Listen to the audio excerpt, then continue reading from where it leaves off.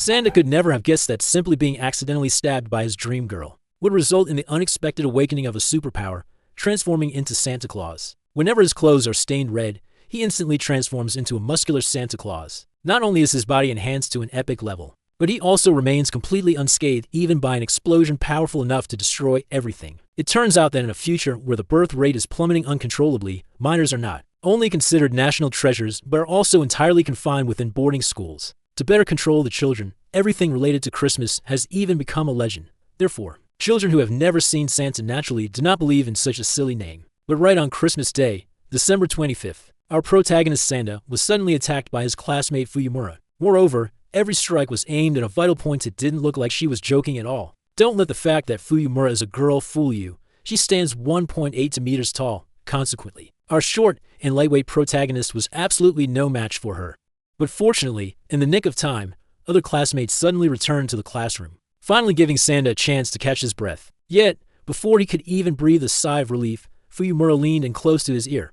However, reflecting on what had just happened, Santa suddenly had a realization. Could it be that she likes him? Just because they had served as class representatives together for 8 months. Had she really fallen for him? Imagining such an explosive scenario, Santa immediately misinterpreted Fuyumura's death threat, believing instead that she intended to confess her feelings to him today. However, his best friend, upon learning of the situation, intended to drag Santa to a teacher immediately. In his opinion, the best course of action was to let adults handle the matter. After all, ever since their classmate Ono passed away, Fuyumura's mental state seemed to be very unstable.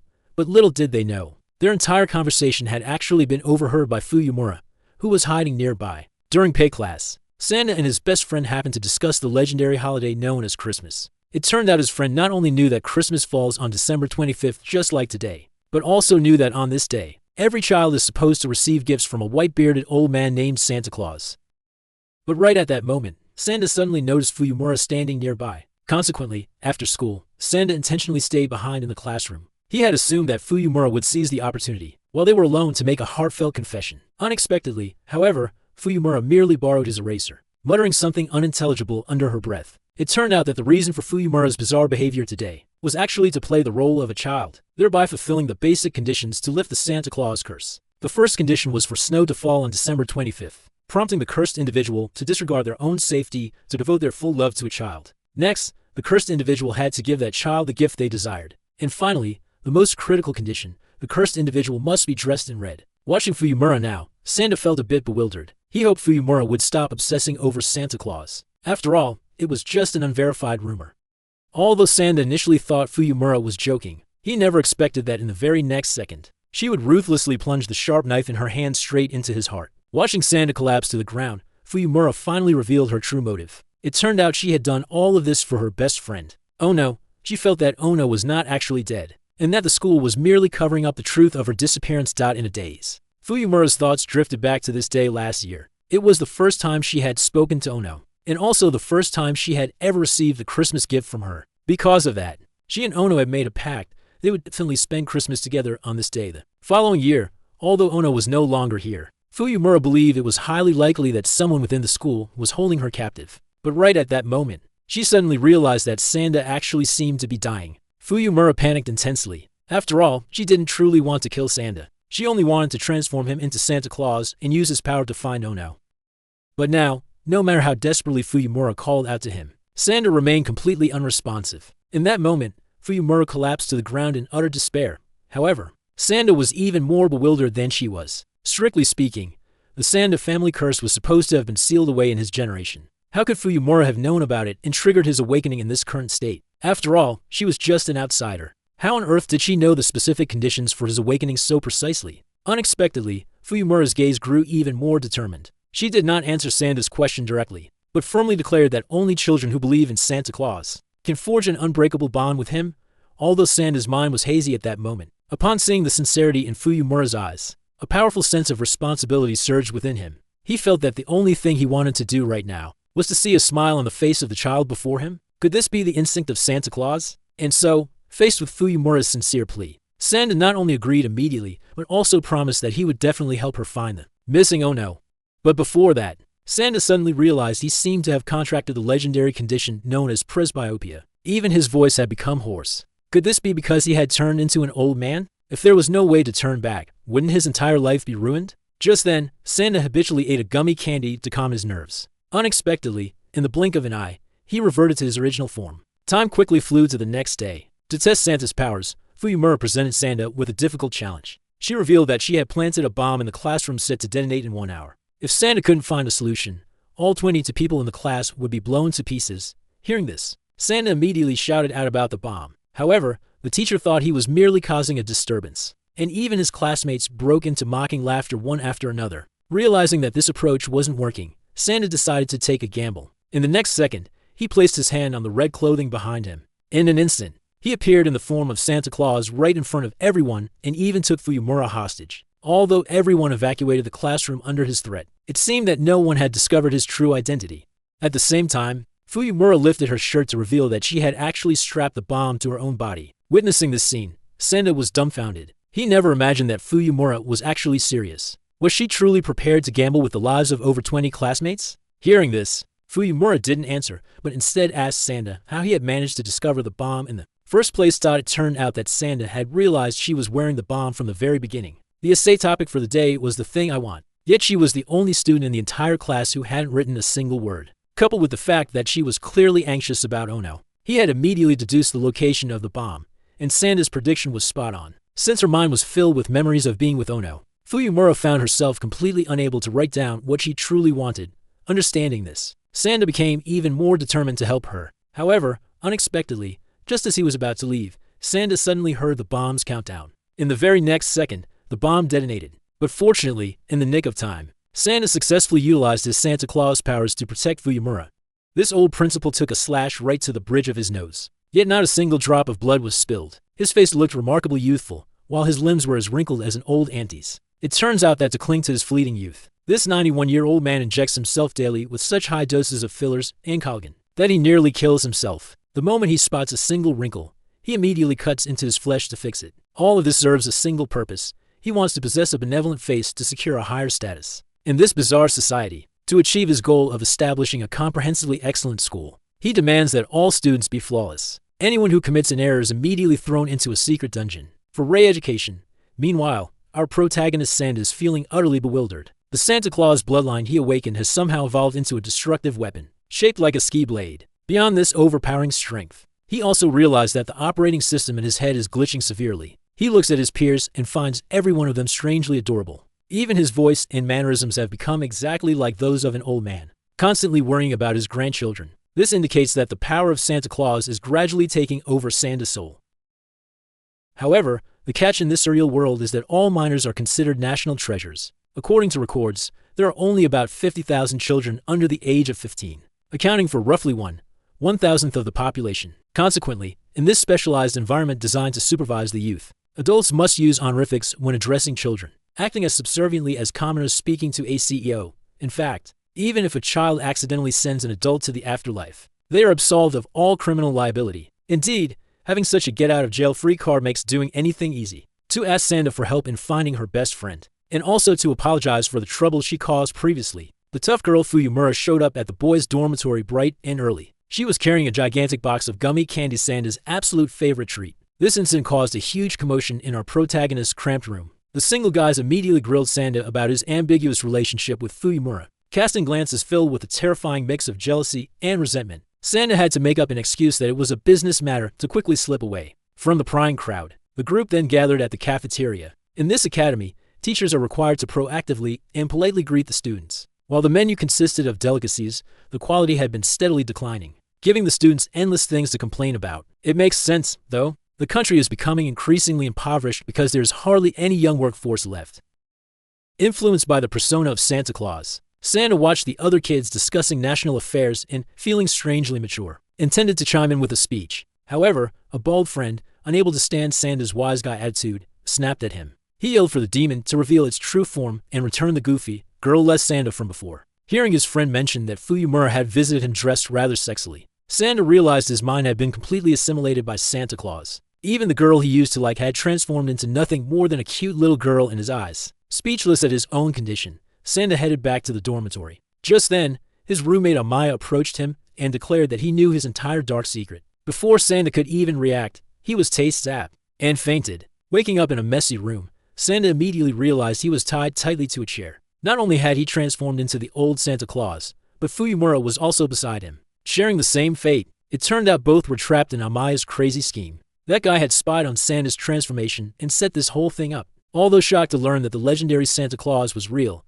he didn't have any actual wish. He simply enjoyed the thrill of controlling others. It was the typical behavior of a 14-year-old brat at age when one is still wet behind the ears, yet wants to be the overlord of the world. Santa attempted to negotiate. If your target is me, let Fuyumura go first. But upon hearing this, Fuyumura refused. She was determined not to let Amaya lay a single finger on Santa. Witnessing this scene of the hero saving the damsel, and the damsel protecting the hero, Amaya was even more amused. He remarked that in this day and age, it was rare to find a couple with such absolute trust in each other. And so, he came up with a truly twisted idea. He forced them to kiss right there and then. And not just a quick peck on the lips, mind you. It had to be the deepest, most passionate kiss possible, specifically one loud enough to hear. Hearing this, Fuyumura immediately switched to eager mode, sticking out her tongue in preparation, which made Santa seethe with frustration. As Santa Claus, how could he possibly commit such? However, Amaya remained unnervingly calm. He was convinced that Santa Claus would never harm a child just then. A withered hand suddenly appeared at the doorway. It was the principal. Seeing the boy standing there, he immediately demanded to know why a student was inside a sealed classroom. Amaya broke out in a cold sweat. He looked around, but there was no one left to be seen. Both Sanda and Fuyumura had quietly hidden behind a desk. This caused the boy to stammer, explaining that he was just wandering around to kill time. I am over 91 years old, yet I have never encountered such a stupid lie. This excuse would surely only fool a child. The principal immediately assumed that Amaya must have been isolated by his peers, leading to some severe psychological trauma. He declared that youth is the most precious thing in this world. I am approaching my 92nd birthday, but thanks to this youthful face, I still hold a high and noble status in society. Having said that, the principal grabbed Amaya by the arm and dragged him towards the basement for re-education. Amaya struggled with all his might, but it was completely futile. He was well aware of the rumors surrounding this mad principal. Anyone who emerged from that basement would turn into a soulless shell with an empty mind, obsessed only with contributing to society. Gone was Amaya's previous arrogance. He struggled violently while begging the principal to spare him. In the nick of time, Sanda smashed through the wall and burst out like a god, his sole purpose being to rescue his friend. Planting one hand on the ground, his legs moved with lightning speed, delivering a perfect arcing slash straight to the evil principal's face. Although his face was slashed, not a single drop of blood was spilled. This was entirely because the old man's interface, after countless plastic surgeries, had built up into incredibly thick layers. As the old man questioned Sanda's background and attempted to call for backup, the quick-witted protagonist kicked the phone right out of his hand. Using his ski blade, he carved a large S beneath the old man's feet, causing the floor to collapse completely. Even so, the principal remained unfazed. He even mocked Sanda, claiming that an expired old man like Santa Claus had no right to be in this school. The principal insisted that his educational methods were the absolute standard, flawless. And beyond reproach, Sanda had no time to listen to his preaching. He scooped Amaya up and leaped down from the upper floor. Sanda, Fuyumura, and Amaya sprinted all the way to the dormitory rooftop. Only then did the three of them finally feel safe. But before Amaya could even breathe a sigh of relief, Fuyumura slammed his head directly into the railing. That was just the warm-up, kid, to thank Amaya for his previous scare. And considering he now knew Sanda's identity as Santa Claus, Fuyumura felt that killing him was the only way to be absolutely sure. It turned out that Amaya wasn't actually as evil as his previous actions had suggested. He had done all of this solely to facilitate the comeback of Santa Claus. His family runs a long-standing bakery. However, in this era, children no longer look forward to holidays to enjoy delicious cakes together, causing the shop's business to become increasingly sluggish. But if people knew that Santa Claus truly exists, perhaps Christmas would become popular in this country once again. That way, his family's business could prosper just like in the old days. Hearing these words, Sanda suddenly felt a strange sensation. In an era where no one believes in Santa Claus, relying solely on the faith of these two children allowed him to sense an immense source of power. And thanks to this power, he was actually able to see Amaya's bakery, even though his vision was still affected by presbyopia. After confirming that Amaya wasn't lying, Sanda first used a gummy bear to revert to his child form. Next, he made it clear that what happened today must remain strictly between the three of them. He didn't want anyone else discovering his true identity. After all, the old principal was already keeping an eye on them, so it was best not to beat the grass and startle the snake. And just as Sanda suspected, the principal had reported the recent incident over the phone to some mysterious figure. Just how absurdly powerful could Santa Claus's power actually be? Sanda never could have imagined that simply being a descendant of Santa Claus would accidentally awaken an ability that turned him into a human lie detector. All it takes is for someone to tell a lie in front of him, and surrounding objects immediately start falling in a chain reaction, based on the price of that lie. In mild cases, toys break, milk spills, or money drops. In more severe cases, it can cause an explosion that blows everything away. It turns out that ever since gaining the trust of Fuyumura and Amaya, Sanda has felt the Santa power within him growing stronger day by day. Rumor has it that Santa Claus has always detested the lies of naughty children, and perhaps that is exactly why Sanda inadvertently awakened this overpowering ability. For instance, when Sanda helped a popular girl in class pluck an itchy hair from her head, the power suddenly activated when she thanked him for his kindness. However, things were not quite as they seemed. She was actually feeling disgusted by him. This ability causes Sanda to nearly jump out of his skin every time he hears someone compliment him. Is everyone in this place just lying to each other? At first, he refused to believe in this bizarre ability until his friend Amaya claimed to be 1.70 meters tall. No sooner had he finished the sentence than a flower vase behind Sanda fell with a splat, because Amaya is actually only 1.68 meters tall. This time it was confirmed, Sanda is a walking, talking lie detector. However, just as the young man was stressing over this unique power, he accidentally ran into the unpleasant principal. The old man claimed he had a private matter to discuss with Fuyumura, but all three knew that this old geezer wouldn't be approaching them with good intentions. So, to make a quick escape, Fuyumura told a lie that was absolutely disastrous. She claimed that she had a crush on Santa from first sight. The result was that a second later, the lights overhead suddenly exploded, and shards of glass fell like rain. The three seized the opportunity to escape the chaos. With this power, he was certain he could help Fuyumura find the truth behind Ono's sudden disappearance. As the class representative, Sanda immediately held an emergency class meeting to reignite interest in the mystery of Ono's disappearance. However, contrary to expectations, nobody seemed to care because Ono was just an eccentric with no close friends. Right then, Fuyumura vaguely heard someone say that Ono was already dead. The moment those words were spoken, a book on the lectern spontaneously fell to the floor. This meant that the person who said it actually knew information about her but was lying. Fuyumura intended to catch this person to get to the bottom of it, but Sanda suddenly fainted, interrupting everything. In his dazed state, Sanda kept asking himself if people were truly worried about him. This was precisely a side effect of the lie detection ability. Sanda was becoming paranoid, stressed to the point of madness because of this society full of deceit. Humans lie up to 200 times a day, so empty words of concern for others are nothing to them. To help Sanda ignore the hollow words of the insincere crowd, Fuyumura used her own method with the sole goal of lifting her friend's spirits. She immediately placed a glass jar on the table, then started saying things that cut to the bone, claiming that Ono meant nothing to her. The glass jars quickly fell to the floor, shattering into many pieces. Seeing this, Fuyumura hesitated not a moment before punching the floor with full force, as if to release all her pent-up emotions. Recalling beautiful memories with Ono, her fists continued to slam into the ground. Even though fresh blood was splattering continuously, Fuyumura had no intention of stopping. This was the determination she wanted to show Sanda: even if I die, I definitely will not lie in front of you. The result was not unexpected. The doctor took 4 hours to bandage Fuyumura's wounds. What on earth is wrong with these kids? The only takeaway from today's meeting was that they at least learned that someone among the students held the key to Ono's whereabouts. However, as the three prepared to return to clean up the classroom, they witnessed a mind-blowing scene. The person appearing right before them was none other than Ono, the very girl they had been searching for. She was, indeed, not dead. But unexpectedly, the moment Ono saw the three of them, she immediately took to her heels and fled. Seeing this, Sanda immediately grabbed a red gym-suit and chased after her. After all, running as Santa Claus is faster than in the form of a child. Meanwhile, Fuyumura stood frozen like a statue. Seeing her crush caused her brain to disconnect. If he could just catch Ono now, everything might be clarified, but even transformed as Santa Claus, Sanda couldn't catch her. Afterward, they searched the entire school grounds for a long time but couldn't find a trace of Ono. Fuyumura looked incredibly downcast, seemingly unwilling to talk to anyone. Sanda feared that if he accidentally mentioned Ono's name, Fuyumura might snap and send them all to their graves. Because he was so preoccupied with those thoughts, he accidentally spilled cocoa all over himself. Luckily, it wasn't tomato juice. Seeing her two friends handling the situation so clumsily flipped Fuyumura's switch back on. It turned out she had been silent all this time simply because she was so happy she forgot how to express her emotions. Now that they knew Ono was still alive, the group's next plan was to meet her at all costs.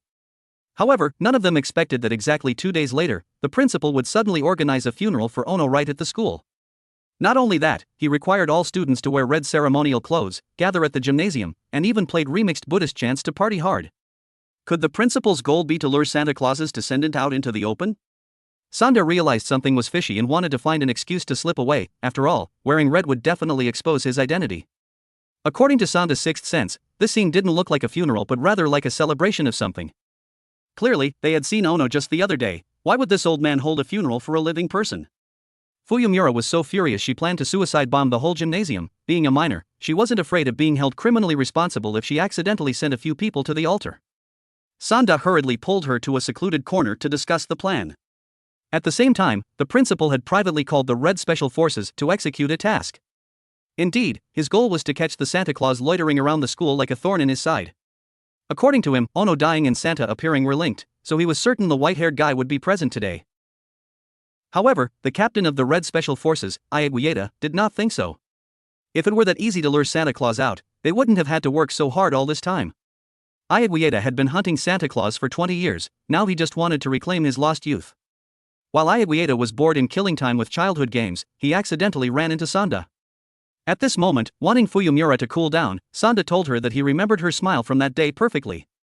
Perhaps that was the very magic that helped Sanda's power grow stronger every day. Therefore, he would help her find her missing friend at any cost. All of the trio's actions and words were overheard by the bowl-cut man. Ayaguieta, hiding behind a tree. Although at first he thought they were just a young couple confessing their love, he even enthusiastically rooted for them. Sanda got so carried away that he accidentally let slip his identity as Santa Claus. Fuyumura suddenly wanted to confess something to her friend, but before she could do anything, Ayaguieta fired a shot from behind, pinning Sanda's hand. The love story sounds touching and all, but he had to catch Santa Claus first. Our main character, Sanda, simply could not believe it. Just because he possesses a rod that is 20 centimeters long, the government established an entire special task force dedicated to hunting down and capturing Santa Claus alone. Does everyone in this era assume that his population boosting tool is illegal just because the standard size happens to be shorter than that? Not long ago, Sanda's identity as Santa Claus was finally exposed. Uncle Ayaguieta from the Red Special Forces shot him immediately upon realizing this. Taking a bullet, Sanda suddenly transformed into a silver-haired old man with nothing but a pair of boxer shorts to cover his body. Although he managed to subdue his opponent and successfully throw him into the next room. Deep down, Sanda had no desire to commit such violent acts. He kept asking himself why, in this society, people look with such murderous intent every time they see Santa Claus. Could it be that the previous Santa did so many evil things that Sanda now has to pay the price for them? Just as Sanda was trying to calm Ayaguieta down, he was careless and got kicked by the older man right in his precious jewels. It felt as if that part of him was about to explode.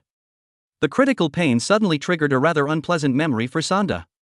It turned out that on the very day he awakened and became Santa Claus, the first thing Sanda did was hide in the restroom and look down to check if his little brother was still intact. Exceeding all expectations, because his body had turned into an adult, his rod had also developed like a monster. Thinking about this, Sanda suddenly had an epiphany. So, people are risking their lives to catch him just because of this thing? Faced with a series of Sanda's incredibly hallucinogenic questions, the uncle not only refused to answer but also spat directly in his face. Seeing his opponent slightly distracted, the man grabbed a weight and struck a blow that knocked Sanda out cold. Seeing Santa Claus sprawled on the ground, Ayaguieta finally breathed a sigh of relief. After 20 long years, he had finally taken down this annoying old man.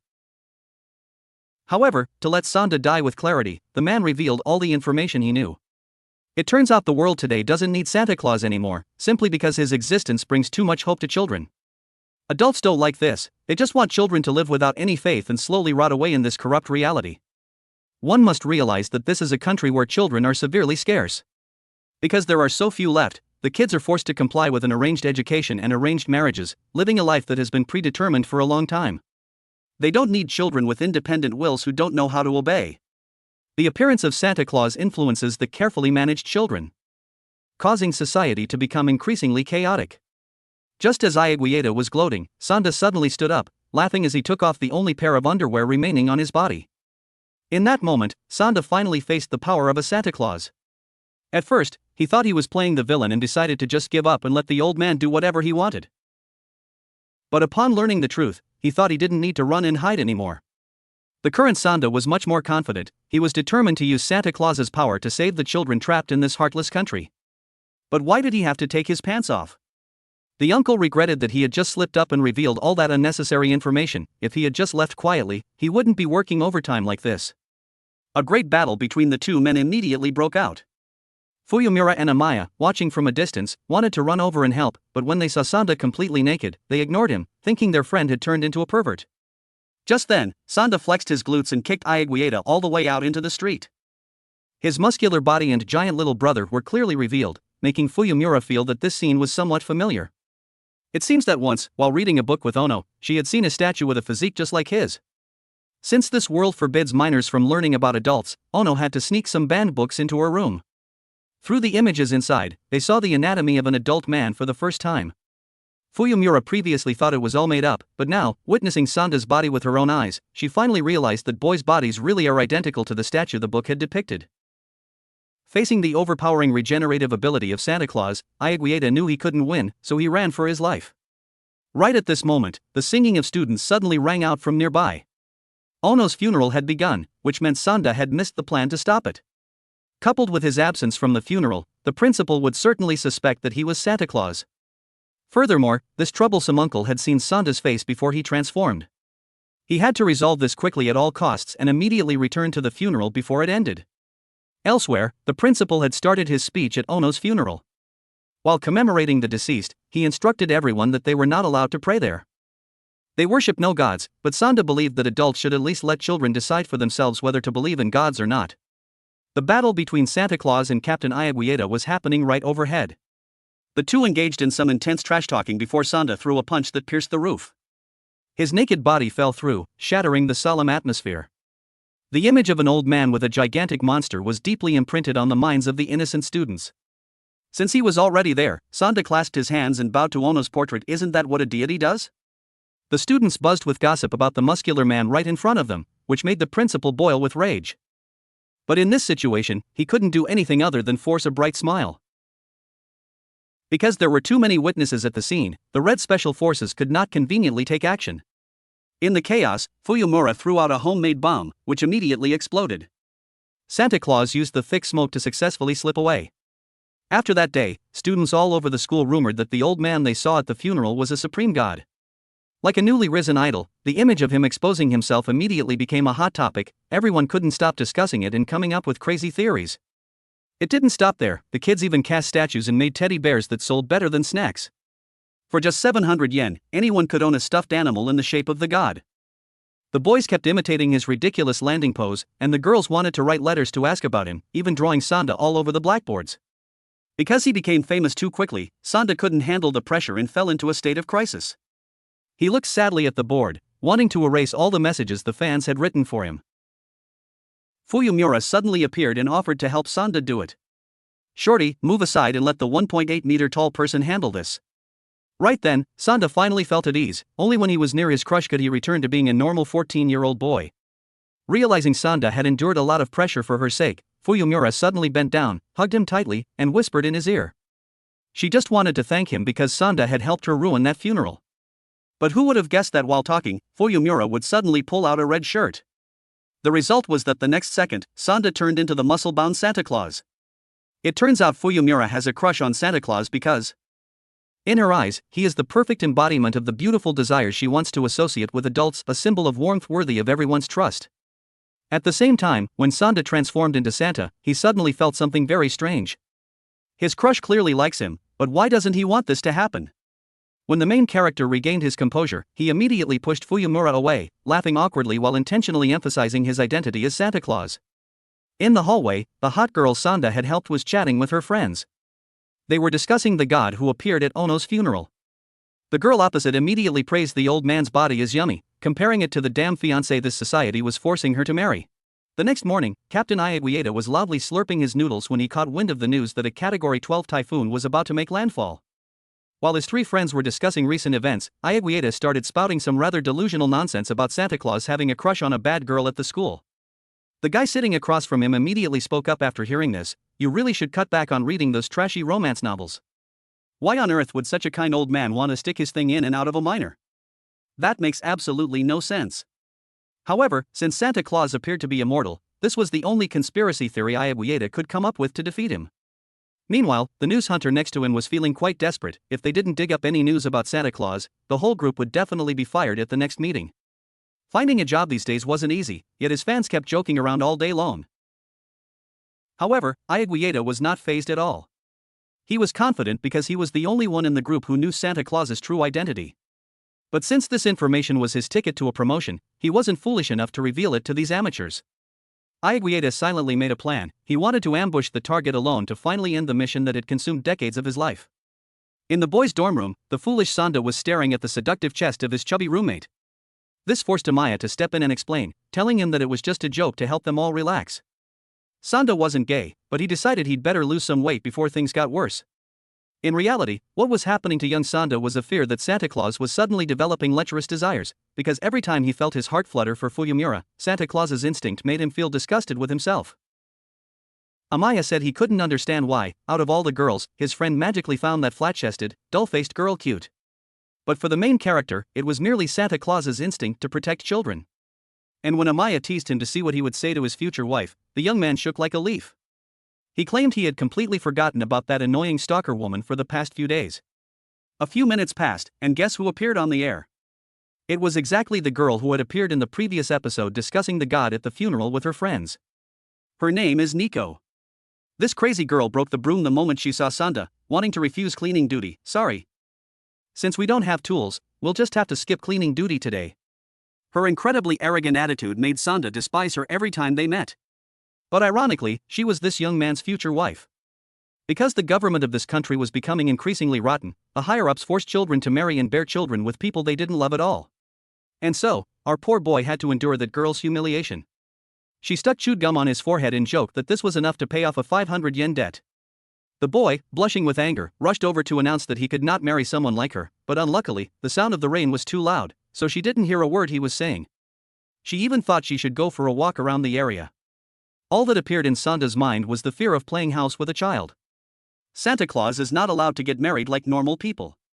When she approached him, the boy nearly skipped a few heartbeats, but she just dropped a flirtatious line saying that a 14-year-old needs to know how to enjoy the moment. Otherwise, they can never become adults. Then she suddenly opened the door and rushed out, ignoring the storm howling around them.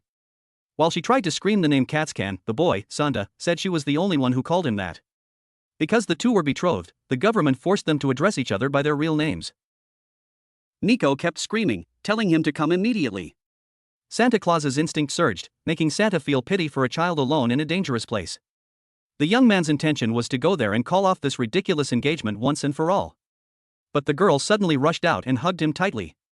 She feigned innocence, saying she didn't think her boyfriend would actually run out there with her.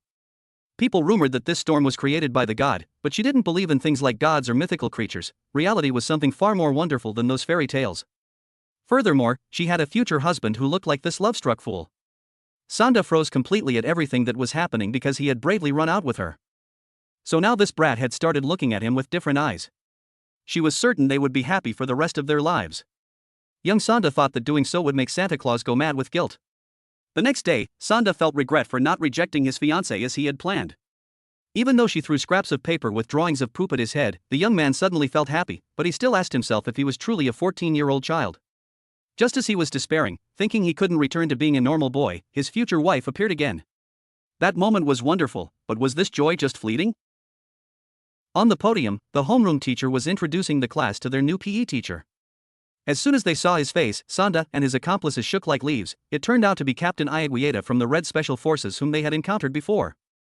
Because there were rumors lately of bad guys loitering in the school, he was teaching them basic self-defense on his very first day. Just when they thought it would end there, Ayaguieta suddenly called the main character's name to meet him after class. It turned out the principal had threatened Ayaguieta that if he didn't catch Santa Claus before this storm ended, he would rip out his heart and transplant the old man's withered 90-year-old heart into him. That was the principal's heart. He was currently using an artificial heart, which was why he was still alive. After telling the story, Sanda understood the hint that PE teacher Ayaguieta wanted to know what it felt like to age suddenly. Grabbing a red shirt, Sanda transformed into Santa Claus to deal with him right then and there. So, you have chosen death. Ayaguieta rushed into the battle because he had nothing left to lose. But for some reason, his punch turned the main character back into his child form. Now he claimed that the thought of punching a child was truly traumatizing, and this coming from a guy who had shot a child 2 episodes ago. The incomprehensible thing was that even while wearing red, Sanda's transformation could not be reactivated, so since Ayaguieta had no concrete evidence, he had to apologize for punching him in the face. While little Nico was eating, she was visited by Fuyumura, who told her to stay away from her Sanda. The two even sat down to talk, but Nico kept mocking her, saying that with that cold demeanor, it would be hard for any guy to realize she liked him. The problem was that Fuyumura didn't even know why she cared so much about Sanda. And as if things weren't messy enough, Nico bravely declared that she didn't care about jealous people because that only made her relationship burn more passionately. Fuyumura didn't like hearing that at all. Nico even said she wasn't afraid of Fuyumura's height. To pick up a guy, she just needed to let the target touch her ripe grapefruits. Fuyumura was scared out of her wits, not knowing how to respond to her. If what the other girl said was true, then with her flat airport, she would definitely be single forever. And now we discover that Nico was the one who spread the fake news about Ono dying. All she wanted to know was whether that annoying girl liked girls or boys. And the absurd thing was that Fuyumura didn't know either. Skinny, flat-chested, and with a deep voice, but only when she was with Ono did she realize she was Fuyumura Shirori. After a while of self-pity, a knocking sound suddenly rang out, and when Fuyumura looked up at the window, she realized an unexpected truth. On Sanda's side, he still didn't understand why he couldn't transform into Santa Claus again.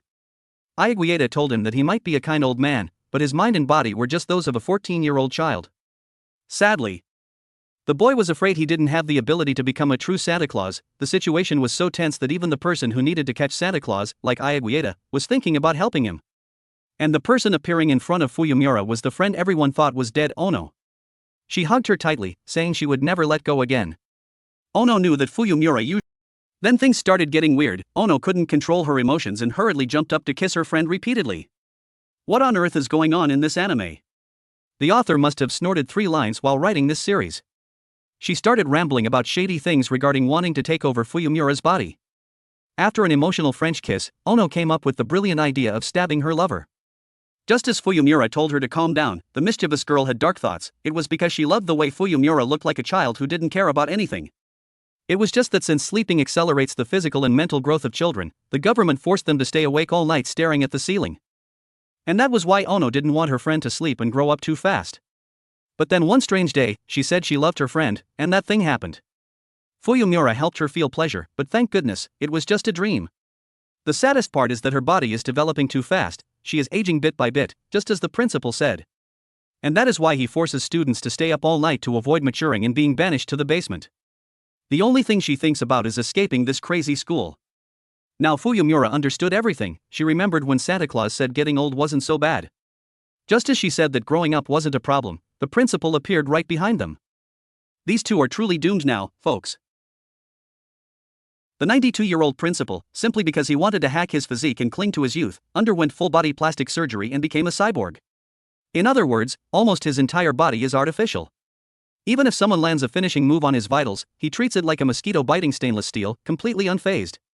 It turns out that part of the principal had been upgraded with a mechanical bird, so tough that a steamroller running over it would end up with a punctured tire. Even his eyes are intricately crafted artificial ones, each valued at somewhere around 100 million. To this day, the only things that remain real are likely his hands. To the principal, students who hit puberty early before graduation are considered adults, carrying countless traumas within. Because he dislikes this, he refuses to let Ono go when he sees her in her mature form. Seeing his friend in trouble, Sanda intends to rush out to help, but unfortunately, he cannot transform into Santa Claus at this moment. Nevertheless, just as the principal is about to strike, Sanda lunges out and shouts, "I am the Santa Claus you've been looking for." As expected, the person the principal wants to deal with more than Ono is Santa Claus. Just when it seems Sanda's true identity is about to be exposed, the principal suddenly turns around, his artificial eye has fallen out, and he can't see anything. Fuyumura and Ono see this and plan to take the opportunity to escape, but to their surprise, losing both eyes doesn't affect the freakish old man. Using reflexes honed over the years, he immediately blocks them and warns, "If you dare run away, I'll impale each of you with this very cane." Looking at the principal's state, it seems he doesn't yet know Sanda is Santa Claus. They must hide Sanda before he puts his eye back in. In the next moment, Amaya knocks over a nearby table, and a pile of red clothes suddenly collapses, burying young Sanda. At that moment, Sanda remembers the advice of old man Ayaguna, though he is Santa Claus, both his body and soul are still in puberty. This realization enlightens Sanda. Because he is still just a kid, the more people around him worry, the weaker his body and soul become, and that's the reason he couldn't transform. In other words, only when Sanda has a desire to become an adult can he transform into Santa Claus. With bulging muscles, massive hands, comfortable clothes, and those familiar reading glasses, Sanda finally returns to being Santa Claus. An earth-shaking battle is about to erupt. The principal bets, "If I win, I'll hand you over to the Red Special Forces, if you win, I'll let Ono return to school as a student." One would think Sanda would agree, but instead, he approaches and places a hand on the principal's shoulder. "My friend, could I perhaps kneel to make peace with you? Besides, you're already 92, at this age, you should at most be leaning on a cane to watch. Why don't we sit down and talk about life?" Sanda hopes to use words instead of fists to resolve all grievances. Ironically, these words hit the principal's sore spot. To combat aging, he has endured untold pain, all because he refuses to accept growing old. Yet, Sanda treats him like an old man and even kindly supports his aged arm. Sanda's actions are no different from denying all the principal's efforts. Infuriated, the surgical scars on his body begin to surface. Good grief, even at 92, the principal still possesses such terrifying strength. Sanda has to go all out, but he hasn't mastered his body yet. The principal quickly gains the upper hand, drawing a sword hidden in his cane to finish off Santa Claus. At the last second, Sanda's sled grows out a section, luckily blocking the principal's lethal blow. But that's not enough. At this rate, he is no match for him. So, Sanda tells Fuyumura and everyone to believe fiercely in Santa Claus. It turns out the power of children's belief is the strongest energy booster. But how to show that belief? Amaya quickly realizes, children sleeping soundly is the greatest form of trust for Santa Claus. This reminds Sanda of his mother's words, Santa Claus is unemployed because children won't go to sleep. But the principal argues that modern children don't need sleep, as their precious young bodies will age faster if they sleep even one night. Sanda disagrees. As Fuyumura falls into a deep sleep, Sanda suddenly explodes with incredible power. With just one punch, he sends the principal flying. This is the true power of Santa Claus. Everyone at the scene thought Sanda had won, and Amaya immediately woke Fuyumura. However, in the next second, the principal stood back up as if nothing had happened. Compared to the pain of full-body surgery, Sanda's punch was insignificant. Among the many surgeries he had undergone, the most agonizing was the total organ transplant. When my digestive system was being replaced, I vomited every day because of the intense pain, he said. Now, let me make you feel my second pain, hormone injections into the spinal cord, followed by amputating his real legs to fit prosthetics, and then stretching his neck skin to the point of nearly tearing. To cling to his youth, the principal had endured all of this. Even if Santa Claus has an immortal body, the physical pain still remains. Realizing he couldn't win a fair fight, Sanda resorted to a dirty trick, a direct kick to the old man's groin. To his surprise, even the principal's parts were fake, he no longer had any use for them and had discarded them long ago. Just as the principal was about to skewer our protagonist, an old woman suddenly appeared beside them. Sanda was utterly shocked, she had appeared without even a trace of presence. It turns out this old woman is the school's final boss, the chairwoman of the board. She looks to be over 90 years old, yet her power far exceeds everyone else there. Her skin is as wrinkled as a dried jujube. One must know that in the year 2080, physical aging typically stops around age 50 to 60, but the heart and hands still age according to one's actual years until death. Could it be that the chairwoman intentionally chose this aged appearance? Before Sanda could understand, the old lady demonstrated for him exactly how that previous kick should have been performed. This chairwoman is truly overpowered, the principal was simply no match for her. After clearing the battlefield, the chairwoman told Sanda to take her to her office, while instructing Ono to rest and recover in the infirmary. Sanda never expected to be saved by an elderly woman. If she hadn't appeared, he would have certainly been defeated by old man Asabu. Realizing he couldn't save anyone, Sanda couldn't hold back his tears, while also fearing that tonight's events would leave him with a psychological scar. This fear made him feel unable to move forward. If so, what is the meaning of becoming an adult? Perhaps the chairwoman saw through his inner turmoil, as she asked him to carry her up the stairs. At that moment, Sanda discovered that the chairwoman was very light, a body that had lived for over 90 years was as warm as a newborn baby.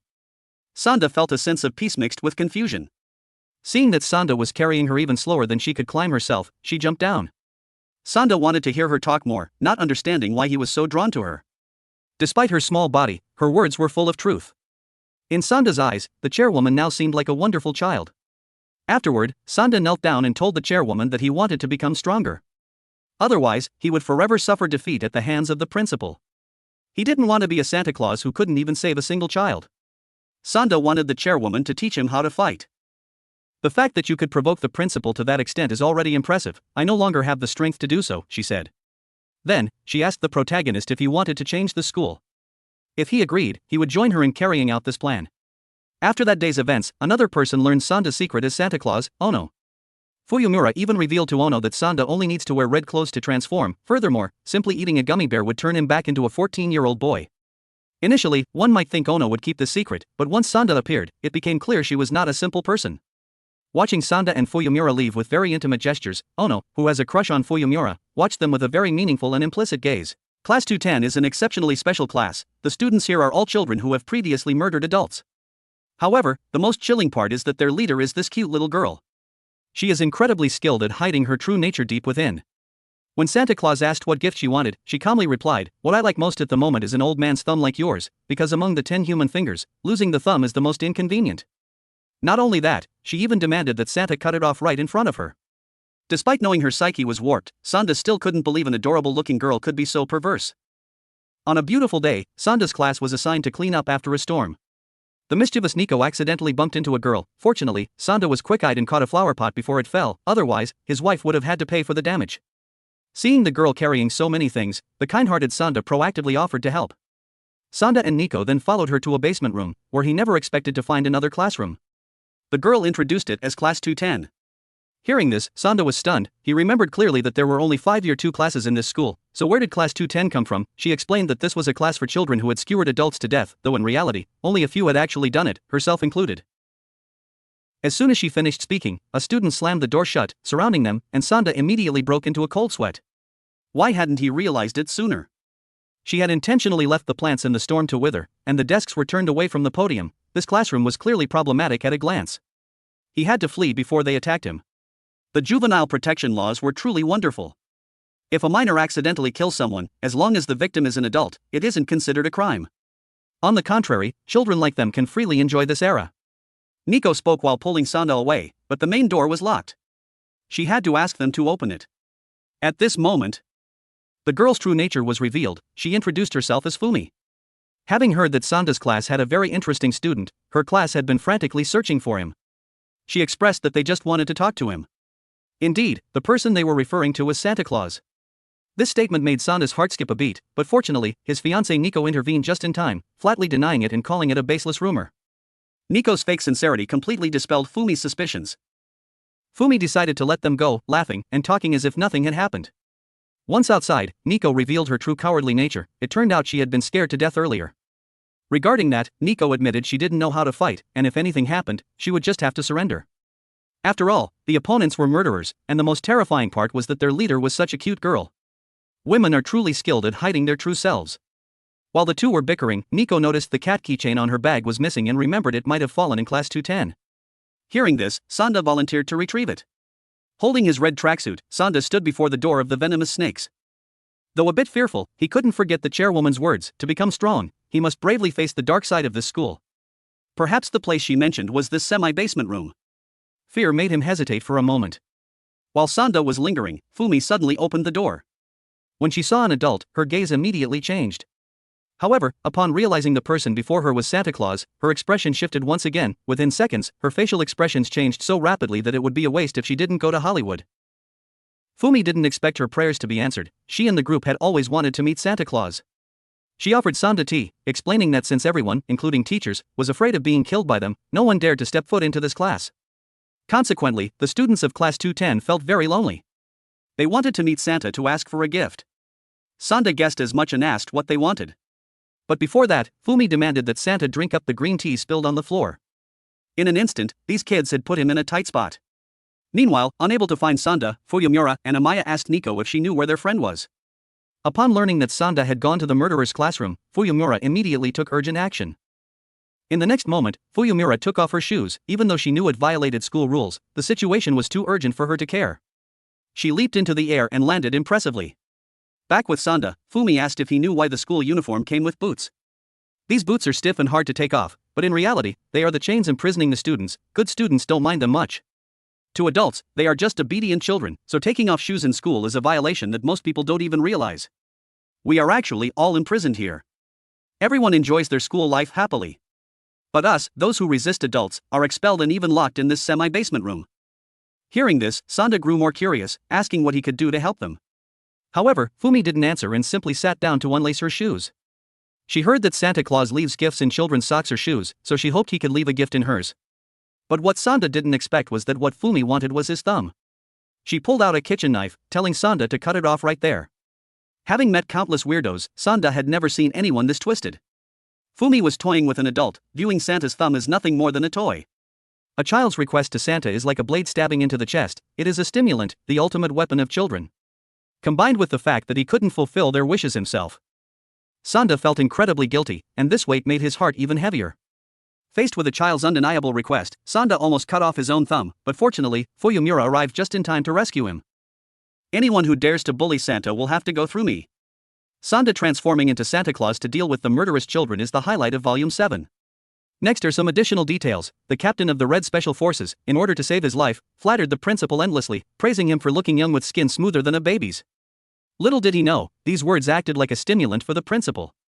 Among the methods to help the principal erase surgical scars, secreting oxytocin remains the most effective. Like a woman in love, the release of this special hormone helps him become increasingly beautiful, and the scars on his face and in his heart heal quickly.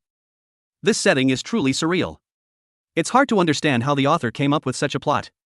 Furthermore, when Fuyumura is around, Ono seems perfectly normal, but as soon as she runs off, Ono's body suddenly shows strange symptoms.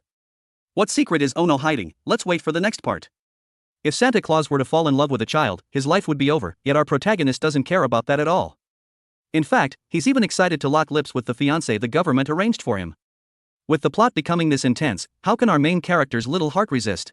Picking up from the previous episode, Fuyumura appeared in the nick of time, successfully saving Sanda's thumb.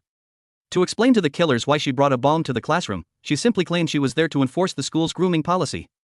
Since the door was locked and no one answered her calls, Fuyumura had no choice but to use the bomb to blow her way in a surprisingly convincing excuse. Everyone was stunned, feeling as though they were hallucinating. Taking advantage of their distraction, Sanda dashed outside and hid nearby. Thanks to his crush, he survived the ordeal. After all, it would be incredibly humiliating for Santa Claus to be collectively stabbed by a group of children. Sanda later discovered a serious problem for a novice Santa Claus. Children's wishes act like a stimulant injected directly into his heart, making it impossible for him to refuse. However, his current power as Santa isn't enough to fulfill every desire, and the resulting guilt makes him feel suffocated.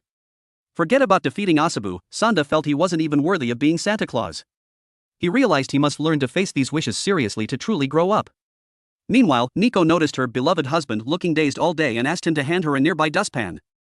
Sanda obeyed and seized the moment to ask if she had any wish he could truly help with. After some hesitation, Nico revealed she wanted a kiss. Since they are destined to become husband and wife, a French kiss during their school days shouldn't be a big deal. However, for Sanda, the idea of Santa Claus kissing a child felt unacceptable, it felt like a crime. Yet, if he refused, he would lose his dignity as a man.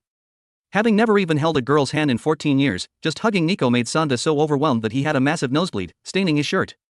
This was a disaster because wearing anything red automatically triggers his transformation into a muscular Santa Claus. The transformation hit him instantly, his body began to swell.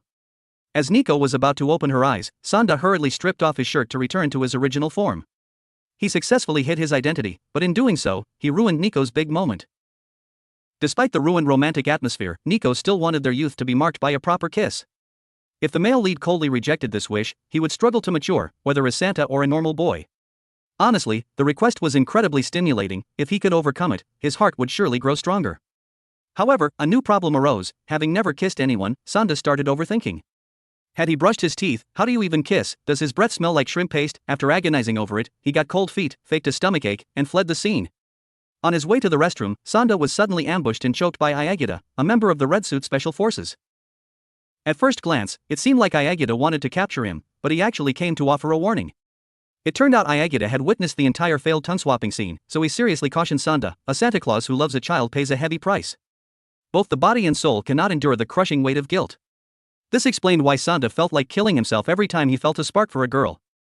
One might think he'd give up, but Sanda stayed positive. He believed that as Santa, he must try to fulfill children's dreams. If a pure kiss put him in danger, then the guilt would lose its meaning anyway. Determined, he decided to go all out and kiss Nico. Just as their lips were about to touch, their classmate suddenly appeared, ruining the mood once again. Fortunately, Amaya was perceptive. Seeing that something important was happening, he made up an excuse to drag the group away. Finally, with no more obstacles, Sanda resolved to risk everything to pass this challenge. Meanwhile, old man Ayagita had been waiting all afternoon, determined to witness Sanda's kiss. Back when he was a child, Ayagita's bluntness had prevented him from enjoying such moments. Finally, a sound rang out, but instead of a lip lock, Nico only kissed Sanda on the cheek, saying, "I'll let you off easy today. You really are just an ordinary kid." In another development, Fuyumura looked at Ono and realized that girls eventually go through a rapid growth spurt. As they enter adulthood, they become more beautiful and attractive, and the distance between them grows. Ono was the earliest to mature in class, her face and figure becoming more womanly. She didn't even care for her old favorite things anymore. To Fuyumura's surprise, Ono decided to leave the school, feeling she had become an adult and could no longer stay. Before leaving, she wanted to share one last memory with Fuyumura, the coming-of-age ceremony they had promised to attend, a grand event for those turning 15. This ceremony happens only once in a lifetime, a chance to capture the most brilliant moments of youth. Simultaneously, Principal Asabu, seeking to settle the Santa Claus issue once and for all, approached Name Fumi, the formidable leader of Class 210, known as the Adult Slayer. Santa's weakness is that he cannot harm children, making Fumi the perfect choice to do the dirty work. They plan to carry out the deed during next week's ceremony. The principal even prepared a special weapon for her. However, since Santa is nearly immortal, it remains to be seen if Fumi can truly take him down. Ono has also been visiting the principal frequently lately. Is she hiding a grand scheme? We'll have to wait for the next episode to find out. Although plastic surgery gave her the face of a young girl, her hands still bore the deep marks of a 40-year-old woman. To cling to her youth, this woman had to take countless supplements every day. However, even if she stayed bedridden in agony, she couldn't make her hands look young again. Given current technology, rejuvenating hands is impossible. Consequently, the mother, driven by a distorted psyche, chopped off her own hands in front of her child, believing this would make her entire body look younger to others. This extreme, perverted act caused her child, Name Fumi, who had suppressed her emotions for so long, to finally explode.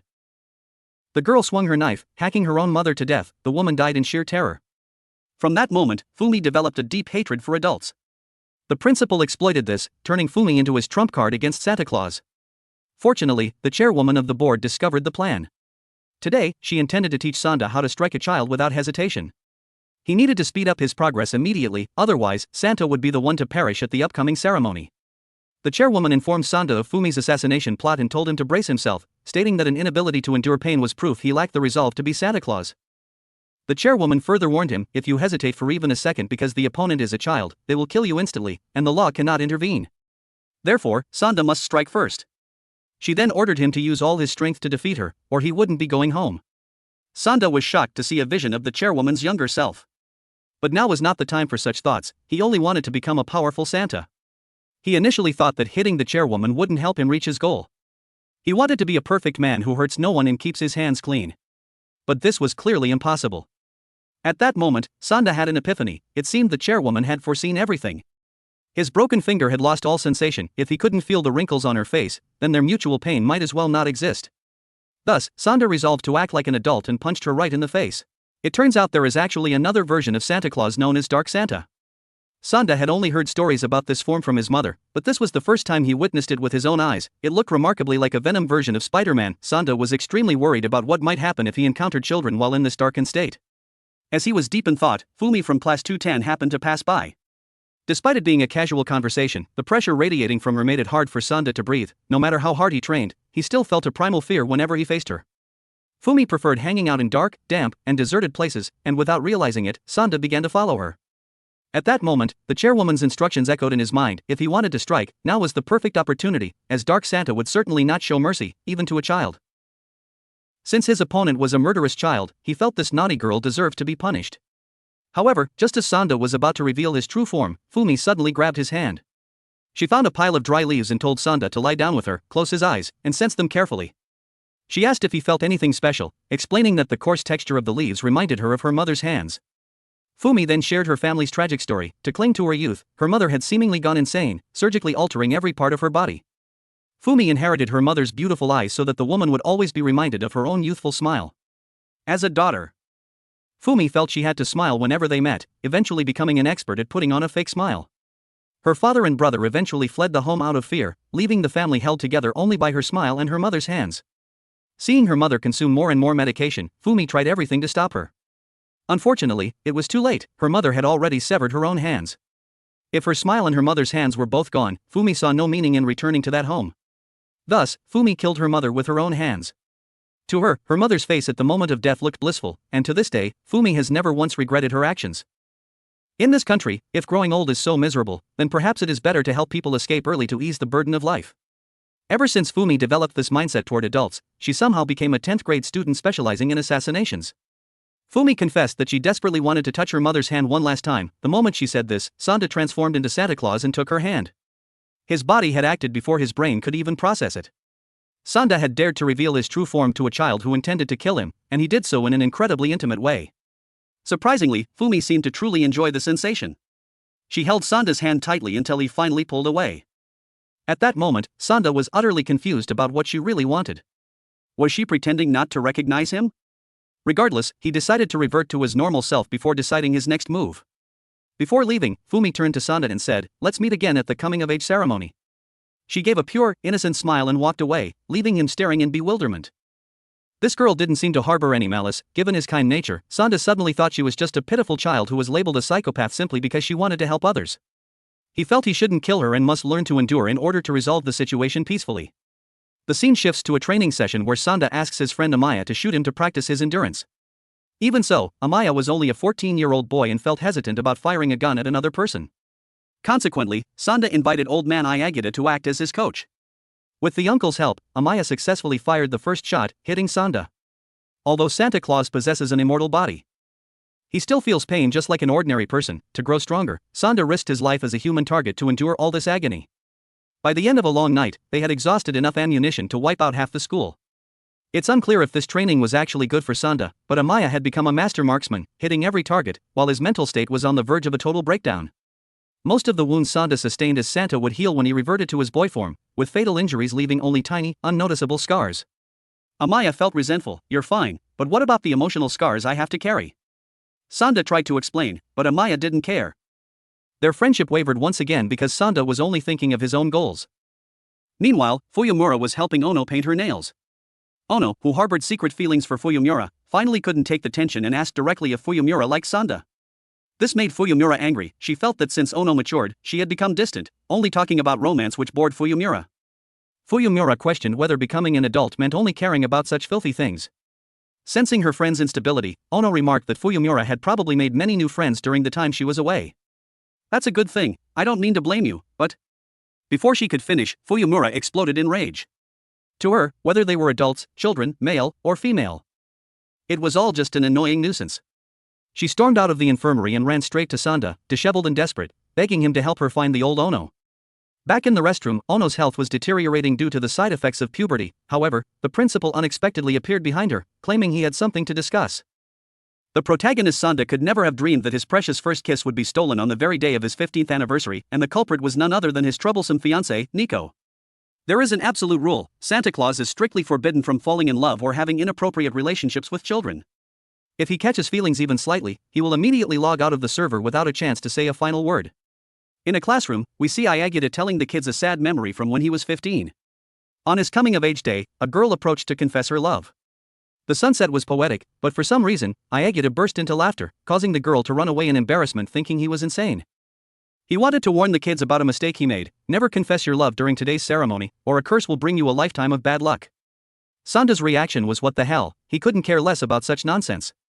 His only fear was the news that Fumi was coming to kill him on the principal's orders. Ayagita, looking awkward, told him to get lost if he didn't want to listen, dismissing the kids because it was late. He lit a cigarette, such as the life of a lonely man, surrounded by tobacco and alcohol. He was so afraid of intimacy that he chose to stay single until old age, yet for some reason, Sanda wanted to become just like him. Our protagonist really is a hopeless case. This year's celebration is grand, with everything meticulously decorated and looking incredibly polished. Under the romantic sunset, Nico appears and thanks Sanda for complimenting her new dress. The two hold hands and head to a secluded spot to engage in some suspicious activities. Uncle Ayagita finds this scene all too familiar, as if he had seen it somewhere before. As it turns out, his former girlfriend once held his hand and led him to a special place just like this. Wait, could Nico be planning to confess her feelings today? If that's the case, it's a total disaster. Is Sanda going to end up a loner this way? His life is at stake, yet he's still thinking about romance. This is not good at all.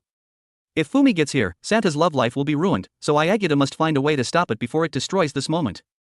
Sanda cannot end up as a lonely bachelor like him. Wanting the protagonist to fully enjoy his coming-of-age ceremony, Uncle Ayagita decides to go it alone and handle the little assassin on his behalf. However, reality doesn't go as planned. Ayagita has always been trained to fight large, muscular men. Facing a child even shorter than himself, he is completely helpless. Conversely, assassinating adults is Fumi's specialty. Without a shred of mercy, she reaches for her gun, and guess what's going to happen to Ayagita today? Returning to the couple, Sanda and Nico, the two have found an empty spot on the stairs. Nico mentions it's high enough to see everything, while Sanda worries about being too exposed, fearing Fumi might be aiming at them from a corner. Right at the golden hour as the sun begins to set, she suddenly turns and passionately kisses her fiancé, just like the scene we saw at the beginning. Strangely, as their lips touch, the protagonist's mind suddenly goes blank.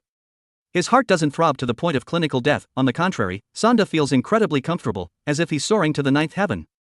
To check if Santa's operating system is glitching, our young man decides to go for another kiss to settle the matter. Sure enough, the next kiss still fails to take his life. Sanda finally realizes that as long as he does something immoral for a Santa, the kind red Santa side of him disappears, allowing the black Santa blood to surge through his body.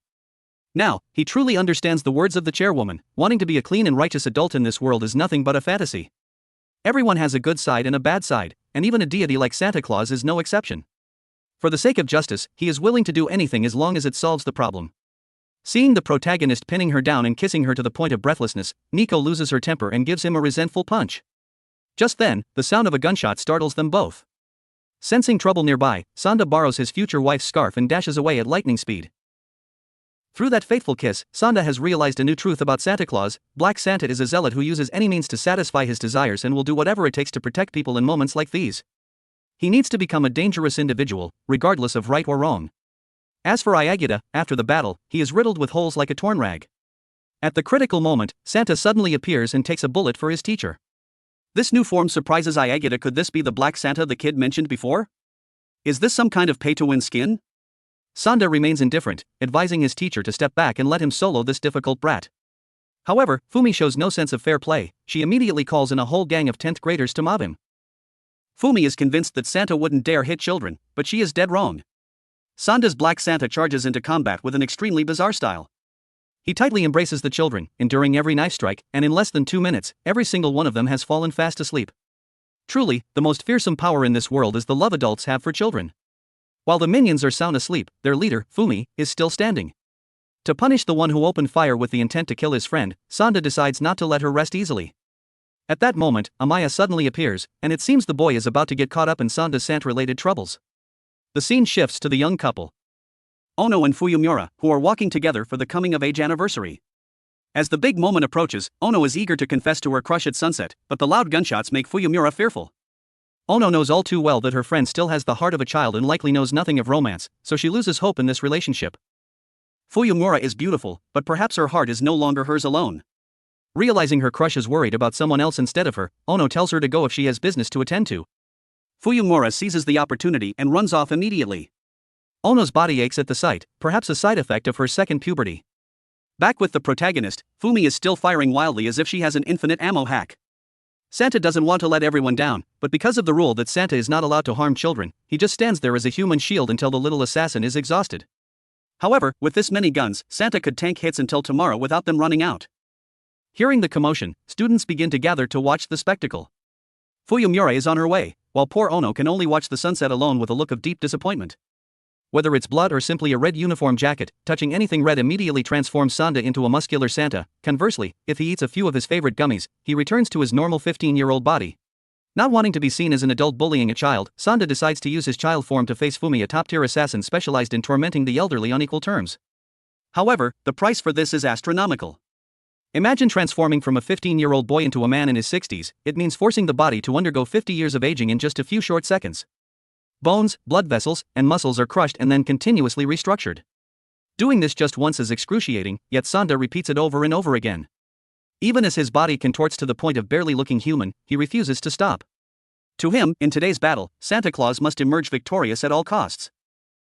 Just moments before, faced with Fumi's relentless storm of attacks, Sanda was at a loss as to how much longer he could endure. Finally, Fuyumura appears and delivers a devastating punch that sends Fumi flying. Despite her large stature and tough talk, Fuyumura is still just a 15-year-old at heart. This is simply a brawl between two kids. She confidently declares that she will handle the opponent. Santa is forbidden from hitting. Enraged, Fumi's assassin instincts kick in, and she points her gun directly at Fuyumura's face, ready to pull the trigger. In the nick of time, Sanda activates his high-speed sled to whisk Fuyumura away. Meanwhile, his fiancée Nico is still checking her watch, waiting for her beloved to return so they can watch the sunset together, but that seems impossible now, as time has already run out. After getting back on her feet, Fumi scours the area for any sign of Santa. Passing a stir-fried noodle stall, a sudden wave of hunger hits her. She points her gun at the owner's face and orders a special meal. A nearby student notices the number 10 on her back and screams that she is one of the special class 10 members who specialize in assassinating adults. Gunshots ring out, and the coming-of-age ceremony descends into chaos. In less than a minute, only Fumi and a plate of steaming noodles remain. Sitting alone and eating, Fumi mutters that she hates chopsticks. To her, a child who cannot use chopsticks is a child who isn't loved by adults. It's only because of that belief that she forces herself to use the damn things. Regarding what just happened, Fumi feels a slight pang of guilt. She usually sticks to her rule of only killing adults, yet today she pointed a gun at a child. Perhaps seeing the bond of trust between an adult and a child reopened the psychological scar involving her and her mother. In the distance, Sanda and Fuyumura aren't running away, instead, they are hiding in the bushes, waiting for the right moment. It turns out that even if the opponent is a serial killer, as long as that child is waiting, Santa is duty-bound to find them. Even if it means taking more bullets, Sanda must fight a child because his instincts won't allow him to do otherwise. Fuyumura says something that awakens Sanda's resolve: an adult hitting a child is abuse, but children fighting each other is just a normal combat between peers, they just need to fight until one of them yields. Enlightened, Sanda asks Amaya to give him some gummy bears. Indeed, Sanda intends to settle the score with Fumi using his child form. And so, the scene from the beginning of the story unfolds. Due to his continuous bleeding, Sanda repeatedly transforms while trading blows with Fumi. The sight of Sanda aging rapidly terrifies Fumi, bringing back memories of her mother. Watching her once beautiful mother grow old and become someone else bit by bit was more than Fumi could bear, leading her to kill her own mother. It turns out they both fear the same thing, aging. Because Sanda keeps reminding her of those painful memories, Fumi refuses to forgive him. Due to the constant transformations, Sanda's body is under an immense burden.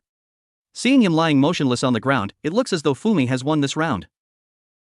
Unexpectedly, Sanda is gathering strength for a final move. Seeing him transform into Santa Claus, Fumi pulls out her gun and makes a wish: "Let me kill you." But Sanda's answer is firm: he will absolutely not let himself be killed by her. Fumi screams, "Isn't Santa supposed to grant children's wishes? You're a fraud. Adults are all bastards." Sanda thinks to himself that if he dies here, everything Amaya has endured would be in vain, then he truly would be a bastard. Standing nearby, Fuyumura notices that this time, Sanda isn't just transforming, he is becoming a real adult. This reminds her of Ono, and sensing something is terribly wrong, she frantically runs off to find her. Back with Sanda, his bones are shattered from the repeated transformations, but Fumi isn't doing any better. She's out of ammo, and the constant recoil from the gun has exhausted her physical strength. It's time for the finishing move. Sanda intends to give her a lullaby hug, essentially using all his strength to hold the child tight until they lose consciousness. However, to use this move, he must become Black Santa, but he no longer has the strength. Yet, when Fumi hears that he intends to hug her, she turns and runs in terror. To her, there is only one person who is allowed to hug her. This isn't about fighting, she absolutely cannot let anyone else embrace her, or she might forget the feeling of her mother's arms. In her haste, Fumi trips over a rock and falls. She can't help but think of her mother again. Bad luck strikes suddenly, a fallen lantern sets the surrounding leaves on fire, and she is instantly trapped by aggressive flames. The fire grows larger, and the surrounding students have no idea what to do.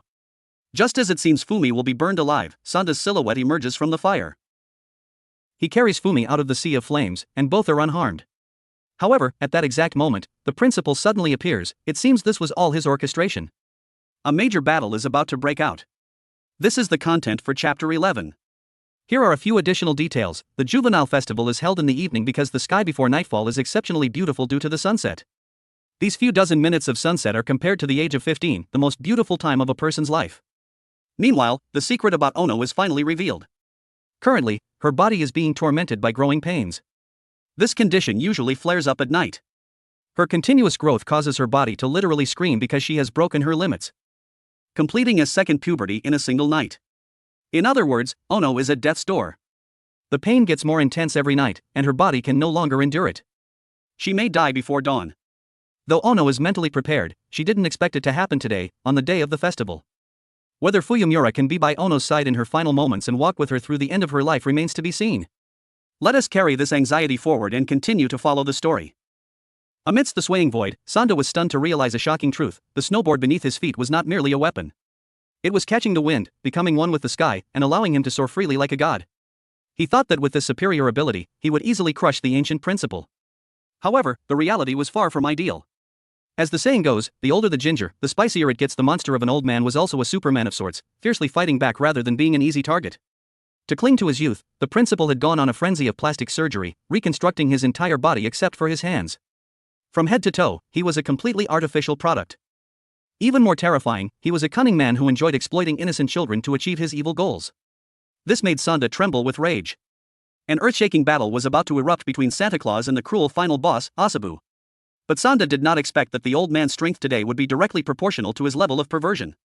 It turned out that ever since his surgical scars were exposed in front of the 4 children, the principal had begun practicing in isolation, locking himself in a room full of mirrors to force himself to endure thousands of scrutinizing gazes. His rule of power was now bizarre: the more eyes that stared at his body, the stronger he became. Consequently, Sanda gradually fell into a disadvantage. To make matters worse, the children began to doubt his true identity. From a revered deity hailed as the greatest, he officially became a suspicious figure deserving of punishment in everyone's eyes. The tide turned, the students switched to cheering wildly for the principal. The crowd's roars unintentionally triggered the immense power within the monster's body. Sanda, already exhausted after his battle with Fumi, fell deeper into despair because no one believed in him anymore. Determined to turn the tables, Sanda had to find a loophole. After a few moments of thought, he realized the principal grew stronger not because of a pure desire for power, but because he desperately wanted to be younger, more beautiful, and cooler. In that life or death moment, Sanda asked himself, what did he ultimately want strength for? Right then, a ferocious flame nearly incinerated a group of students standing nearby. Without a moment's hesitation, Sanda rushed out to block the blow, boldly declaring, I am no god, nor am I a suspicious person. I am Santa Claus. It doesn't matter if you don't believe me, but I am the one who wants to protect you all. Sanda did this only to draw everyone's attention away from the principal, but after saying those words, he realized once again that his existence was meant for children to believe in. Yet, how could he make people believe in the existence of Santa Claus? For a 14-year-old like Sanda, this task was harder than reaching for the stars. However, he knew children would never believe in someone weak. Sanda lunged into an attack first, but unexpectedly, the principal dodged it. Because of that strike, the teachers and students began to worry for the principal instead. After all, in their eyes, he was just a pitiful 92-year-old man. Little did they know, his goal for demolishing and rebuilding himself was purely to cling to his youth. Thanks to Sanda, the principal had now been referred to as an old man twice. If he hadn't trained so hard, those hideous scars would have surely been exposed. Therefore, he had to teach Sanda a proper lesson today. Afterward, the two climbed onto the roof not to catch a chicken, but to fight. Round 2 officially began. Sanda set a condition, if I win, you must let Ono return to school. The principal agreed immediately. Both rushed at each other in a bloody battle. Holding his cane with fluid movements, the principal danced as smoothly as a Florentino player. That familiar music seemed to be echoing in his head. Under this strange onslaught, Sanda was completely overwhelmed, not knowing what to do against such absolute power. At this moment, what he needed most was the children's faith. Although no one believed in Santa Claus anymore, Amaya still held on to her belief that Sanda would win. With Amaya's faith, the latent power in Sanda's body was immediately activated. Furthermore, he carried the responsibility of helping everyone on his shoulders, therefore, he had to win this battle at all costs. However, the principal's strength remained something incredibly dominant. From the start, he had held the upper hand, forcing Sanda into an extremely passive position. Just then, a strange gust of wind blew past. Sanda suddenly felt his body become lighter than ever before. While he was still dazed, another gust helped him glide with extreme smoothness. He suddenly realized that this snowboard was like a pair of wings helping him fly into the sky. Seeing this, the principal was furious. Sanda seemed even more energetic than before. After mastering this skill, he easily dodged the next attack and realized this was his chance to turn the tide. Sanda recalled an ancient book Amaya had given him, which stated that Santa Claus has the ability to fly. Amaya guessed it was because he skillfully utilized the wind, or perhaps it was the power of magic. But in Sanda's eyes, those things sounded incredibly sus and unbelievable. Making today's children believe in such a person seemed like an impossible task. It was then that Sanda realized the person who truly didn't believe in Santa Claus was himself. To be trusted by others, he had to believe in himself more than anyone else. His kick finally hit the mark. The principal didn't expect that, besides his surgical scars, he would have another ugly wound on his body. However, Sanda had yet to realize the current situation. By the time he could react, the cane in the principal's hand had flickered right next to his face. He thought he was finished, but the old man chose to walk away instead of delivering the final blow. Thus, the duel between Sanda and the principal ended abruptly.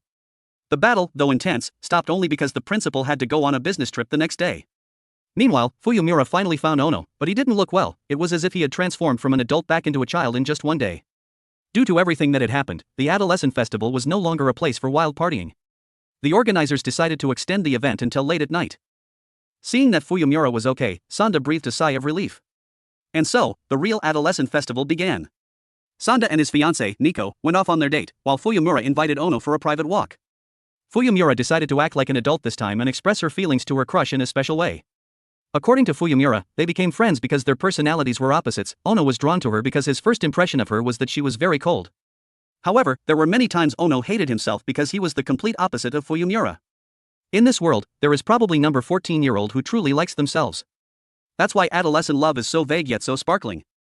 Much like the shared memories they held. After speaking, Ono leaned on Fuyumura. At that moment, Fuyumura bravely voiced the thoughts in her heart. She finally realized that a confession is a way to hold someone close, so that time doesn't wash away the memories of the past. Understanding that nothing is eternal, people confess and love each other deeply. However, Fuyumura's future world would no longer hear Ono's voice, as he could not reciprocate that intense passion. The fact that Ono had previously entrusted Fuyumura to Sanda left Sanda feeling uneasy. Ono had even made a wish to Santa Claus, never let Fuyumura cry alone in the future. A week passed, and Fuyumura hadn't uttered a single word. In the eyes of her classmates, she remained as cold as ever. No one understood what she was thinking. Although everyone around them saw everything as normal, Sanda knew she was heartbroken. Ono had suffered from a fatal growing pains disease. Children in this era usually don't sleep for the first time until they are 18, after which their bodies develop. But Ono slept through an entire night in his immature 14-year-old body. As a result, his cells spiraled out of control. In the process of becoming an adult, he had stepped ahead of others by a mile. Simply put, he grew up too fast. No one expected things to turn out this way. Ono was dead. Sanda thought that Fuyumura might never recover. He wished he were a more reliable man. After school, Sanda handed Fuyumura a knife. If you want to talk to Santa Claus, just stab me. Vent all your emotions onto me. However, Fuyumura actually snatched the knife, not to stab Sanda, but to cut her own hair. Sanda also felt troubled because Fuyumura only saw him as Santa Claus. Am I, as a 14-year-old, really this useless? By evening, Sanda couldn't relax. Even though it was early, instead of lying in bed doing nothing, he preferred going to the classroom. To his surprise, Fuyumura was also there. Taking this opportunity, Sanda poured his heart out. I'm really just speaking as a classmate. She surely felt very happy to have met you. Hearing this, Fuyumura could no longer suppress her emotions. Her tears fell like a broken string of pearls. Each tear contained infinite sorrow. Sanda could only offer comfort. The movie is over. Thank you, 500 brothers, for following along. Please subscribe, like, and share the channel. Thank you.